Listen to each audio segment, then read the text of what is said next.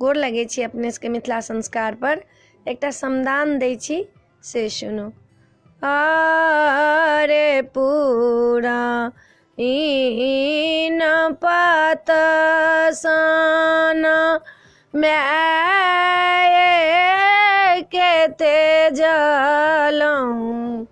तोहारो तेजबा आही ठाम आरे कमला के फूला साना दीदी के तेजलऊं तोहारो तेजबा आही ठाम आरे बांसा कबीटा साना भैया के तेजलऊं तोहारो तेजबा आही ठाम आरे सुपली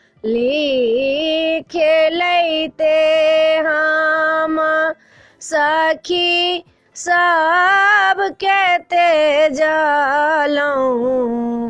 तोहारो तेजबा आही ठाम आरे कोस गेली दिया दुई कोस गेली तेसरे में फेंका लियो हार आरे हमारो के पानिया पियाऊ हो कहरिया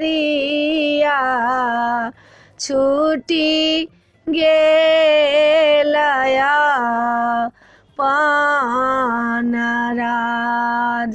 आरे बाबा घाट के पानिया पियाऊ यो कहरिया छूटी गेला बा के राज। ई वीडियो में यह छला समदान छला। अपने सबके नीक लागत तो सब्सक्राइब करो नहीं बिसरबे, जरूर सब्सक्राइब करबे, जरूर कहबे हमरा जय मिथिला जय भोला बाबा।